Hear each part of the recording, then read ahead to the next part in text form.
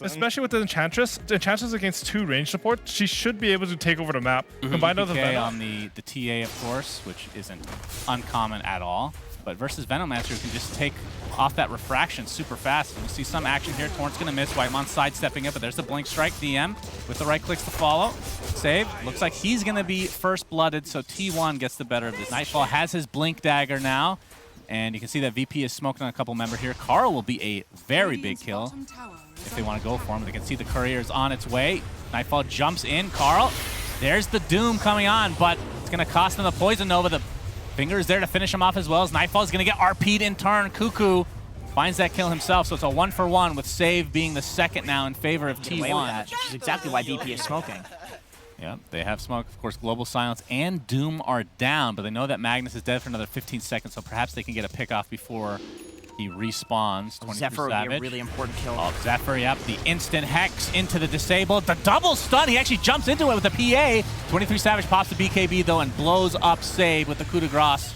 Now he's just getting pounded in by TA. Jumped on the other side. We see a Winter's Curse delaying the fight, so 23 Savage can actually get some damage here. Poison Nova from Carl onto DM, who's now in the trees here, completely surrounded by the PA, getting pounded. A nice cold embrace, but there's the skewer into the double RP from Cuckoo. Shockwave to follow. Double kill on 23 Savage as T1 are masterful in these fights. 23 Savage might finally tick down, but it cost them the entirety of VP. So T1 should feel relatively safe. Another 45 seconds for that to come up. Tidal Wave again coming. This is such an annoying spell. Of course, Boat has such a low cooldown. I can spend that basically any point. But we're going to see the Centaur stun start things out. And there's the BKB jumping from 23 Savage. The death of Kingslayer buys back into the game, though. And now the Boat coming in. Look at these side blades from GPK off of the Plague Wards. Like you said earlier, they might be able to steal this. GPK now in the pit. Whitemon trying to get in there as well. Cuckoo misses the skewer, though. Roshan is snatched. GPK takes it for himself. 23 Savage now trying to get out. Gets Doom, but it's the Lotus Orb Doom. So that has 2 targets that can't do anything now. All right, Cold Embrace applied to 23 Savage. Now the Curse applied as well as TA is just beating the crap. That's going to be a dieback onto Kingslayer. Now the chase is onto 23 Savage, but the Doom has finally run out. And now he's going to jump in and absolutely blow up everybody. GPK does get out the refraction. Finally, the Aegis is popped. Nightfall in the triangle, looks like he's going to be fine, but GPK is completely surrounded. Double kill for 23 Savage. So VP, they get the Aegis. And then kind of the, well, I was going to say coup de grace, but that wouldn't really make sense. Oh, we're going to have to hold on to that thought here. As Gale will connect on the Nightfall, has to pop his BKB pretty early. Ooh, Lotus Orb. He pumped the Doom, but there's the Winter's Curse. GPK is beating the absolute crap again out of him. There's the Global Science to follow. Nightfall can't get off his Doom in time. Ends up dropping, but there's the RP. It's only going to connect onto one, though. It's Kingslayer getting chased by 23 Savage, who now wants to focus on GPK with the Spirit Vessel applied right now. Arctic Burn as well, so no refraction for you. GPK gets Yules right outside his base. And it looks like he's going to be brought down in the end. Triple kill for 23 Savage. He has entered beast mode. I mean, they played that against the Doom perfectly well. GG is called. Wow. Awesome win the game with a skirmishing style carry. It's like so hard to play in that window. Yeah, originally I was thinking Juggernaut for sure for VP, but I think Magnus... A couple of waves might be a bit rough with the Magnus. You're playing into Lina, so there's always going to be that harassment coming out from the either right clicks or LSA. You get close, top lane. That is first blood. Down goes DM. So T1. Feels like RP is available. Feels like both teams always know what the other is doing. Because they're so good. Like, there's a reason why these 2 teams are. Oh, Carl! Right now. Oh, the instant Yule Scepter. LSA's not going to be, but the Curse is instead. A lot of damage being applied to Whitemon. Trying to get healed, but there's the Bleed Fury to come through. And that is going to be 2 easy kills, even with the RP after the fact. Completely wasted. As DM's going to recapture this outpost. Nightfall, we've talked about his progression in items. So I talked about whether it be an SNY or a Manta. It is the SNY. Against Lion makes more sense. You just want to have that status resistance. Oh, we have the Yules into the LSA. Will connect DM with the Hoof Stomp into the double edge. And that is enough damage to take out Carl. Stampede used as well, but not a whole lot of damage done to 23 Savage. But Zephyr with a little bit of a borrowed time cast there. Keeps him alive. Blink Dagger on the Centaur, ready? Yeah, Hoof Stomp only onto one, but the right clicks are going to be more than enough. The Curse onto the Viper as Wraith King starts a beautiful LSA. My goodness, triple kill for Nightfall. That's the first life for Mr. Wraith King, but something tells me that he will die very shortly. Huge fight from VP. Holy jeez, that was great synergy. That was beautiful. Arkham Bracket, they have flickered. That's true. We have a big skewer into the instant hex with the Finger of Death, but the Stampede into the Blade Fury. Nightfall will live. So much expended on him. And with the Healing Ward bringing him back, as we see the curse come in as well. Zephyr's gonna pop his ult, but the Lion's gonna be the first to fall. There's the RP finally onto 2, but not a ton of damage to follow with into the skewer. And there's the Omni Slash doing so much work. That's the first life for Wraith King, but Carl takes a tumble. Another Blade Fury, and this is looking very good for VP. They're able to get that, and they have the 2 Siege Wagons as well, so see if they can do anything with it. GPK gets the Yules off, dodges the Wraith Fire Blast. As a result, gets skewered back in around the tier 3, but the big Winter's Curse canceling the RP, which is still available.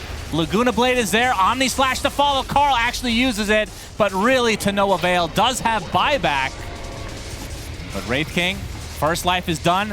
Centaur, Hoof Stomp, not going to connect. That's not a Lincoln Sphere, by the way. It was the Aphotic Shield, just to be clear. Cold Embrace keeping the Enchantress alive for now. Magnus finally buys back into the game. There's another big skewer into the tier 4s. Could they actually kill the Juggernaut? They get Hoof Stomp off there. 23 Savage trying to do as much damage, but this heal, again, Cold Embrace with that talent. The Splinter Blast basically global at this point. Kingslayer finally being taken out, though. But the Barracks, they will be getting the Mega Creeps out of this one. That was such a big curse coming out from Winter Wyvern in that fight. Like when they were about Gold Necklace. And he's the weakest. Very sad indeed. DM's going to jump in onto the Wraith King. This is going to be the first life.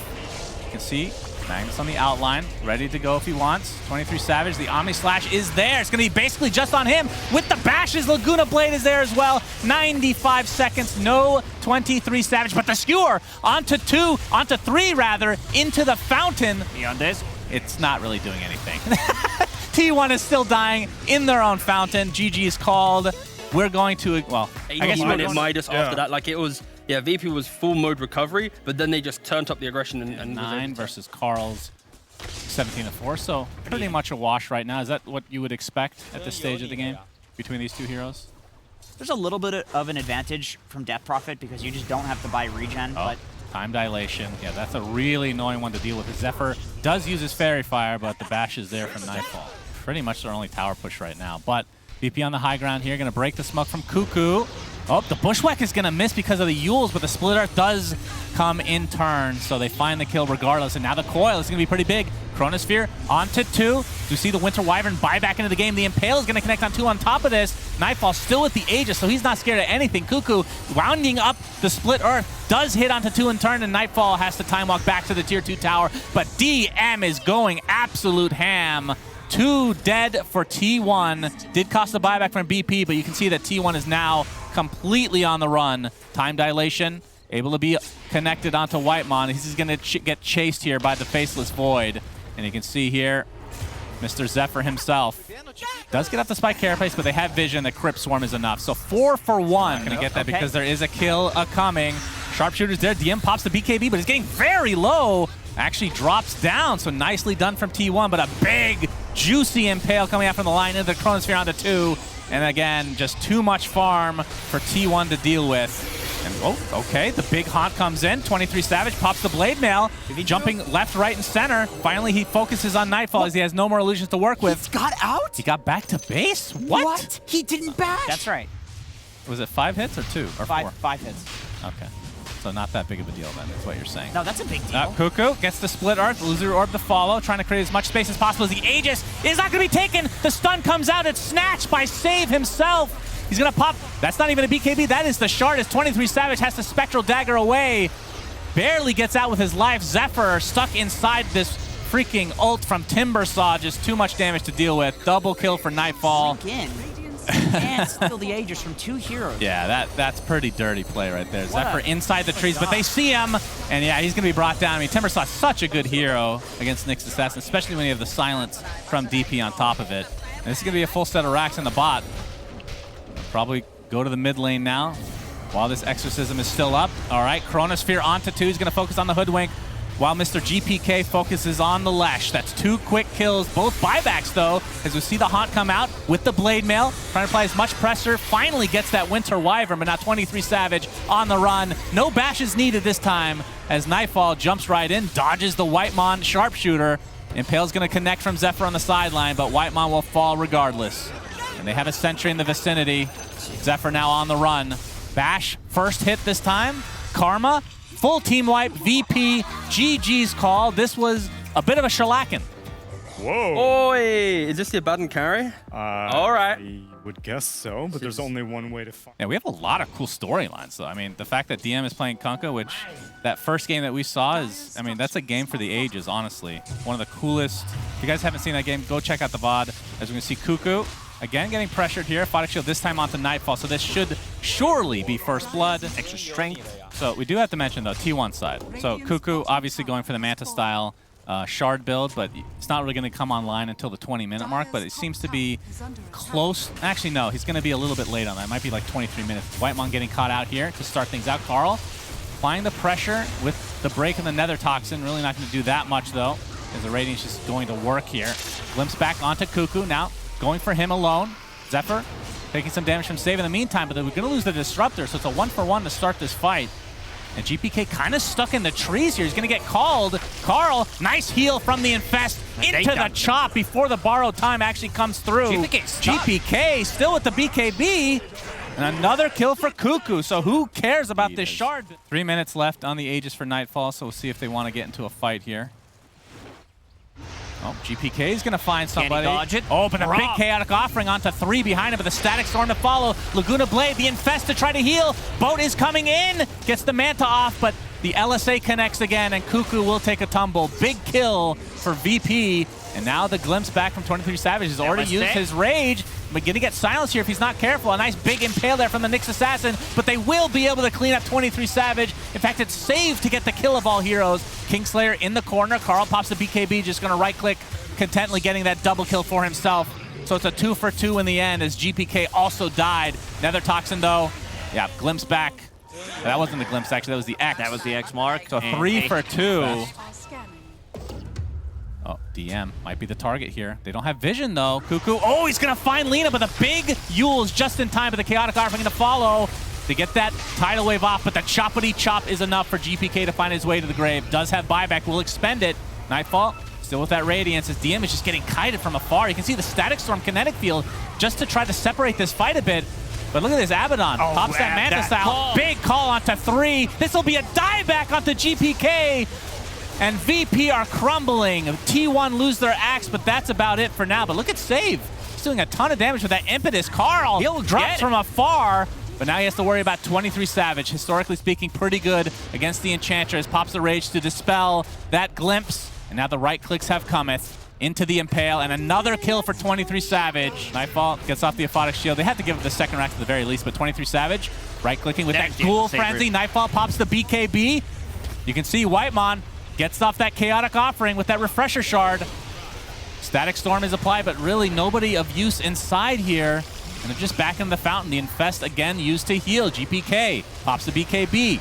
Save. Yeah, Fountain is their player strength. They need to like glimpse or X mark into Tidal Wave. Oh, they got the Viper thanks to the Echo Saber. The slow is huge, Lacoste. Don't forget the Echo Saber. Kingslayer gets out with just a sliver of HP. The Laguna Blade finally takes care of this Aegis. Okay. Now the LSA is going to not hit, but the Basher is there. Savage does have the Infest in 20 seconds. GPK gets found by Zephyr, and back in the ground he goes. Echo Saber going to work again with the Illusions. They'll find another support hero, but double buyback, making a triple buyback from T1. 23 Savage is left all alone right now. The Echo Saber, it's working, but a big call from the other side into the choppity chop. 23 Savage gets yet another kill for himself. He is healing up to a high degree.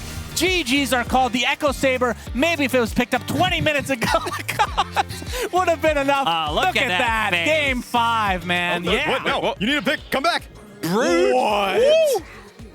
Okay. Okay. I've just made a loud noise. Plus a nuker against Brood in lane. Typical melee owner, and Brood is a typical melee hero. Oh, Cuckoo. Wraithfire Blast into the Fortune's End. Split Earth not able to connect with the Timber Chain on the other side. And that's going to be first blood going to GPK. The Broodmother already falling. Jenkins. Chrono into whatever else that we talked about. But it does take some execution. We have They're all some TP. TPs down here. Cataclysm a little bit early. Not really going to hit anybody, but Chaotic Offering is only going to hit one because of the Yule Scepter on the save. And now the Chakram comes out. Nightfall in the midst of things. Oh, a big whirling death into the Timber Chain. Blows up 2 instantly on T1 side. And now they are on the run. DM opening up a can of whoop-ass on this Timber Saw. And that'll continue onto Whitemon. Wraithfire Blast applies and crits him down to the ground. Nightfall the only one. Of course, he has that second life to work with. Zephyr burrowed up. No vision showing him right now, but double impale. All right, into the Chaotic Offering. They're using most of their resources onto Save, who's already only at half HP. And here comes the Cataclysm. Lashak gets the Yules off to save himself. The Chronosphere is going to clip too, and it's the 2 supports. Very important to kill that Oracle, but both will buy back into the game. Now Carl trying to get out of this, but looks like he's going to fall here, but a nice split Earth comes out. Ends up saving him in the end, and VP have to run. Still pretty annoying that he can't stun anybody. Zephyr is taking literally 0 damage.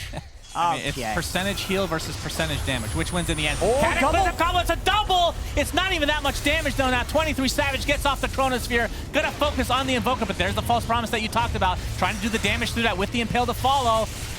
The burrowed Nyx is available still, getting those burrows or the stuns constantly as we have the Chakram. Nice Impale again from Zephyr, saving his teammate, but it looks like the Lesh will finally be bursted down. Chaotic Offering was never used. They actually took out the Warlock immediately as Save getting right-click now with Cuckoo's ult as well, and Kingslayer in the trees. Double kill for Cuckoo. Well, who knew that Broodmother's Broodmother counter. That's so strange. That is such a random thing as T1 very close to winning this tournament in this best of 5, game 5. They get that mid racks. Invoker's dead for 45 seconds. So this, I would think, is minimum 2 racks. Of course, the tier 2 still up top in that bottom lane. Oh, triple chrono. 3 heroes. Save takes a tumble, a big impale, only connecting on one, maybe not so big after all, but there's the save onto DM. He can go back to base, but now the pressure is onto the Wraith King. That is the first life to come, but 23 Savage wants to go for the support, doesn't get into the fountain though. Completely surrounding Wraith King. 3 dead, T1. They're just gonna focus on the buildings, of course, with this Diabolic Edict. 60 seconds of no Wraith King. He's just gonna walk right in. Oh, he gets Hex though. Has to be careful. Cataclysm to follow, but a nice Yule Scepter. Who used that Yule Scepter, actually?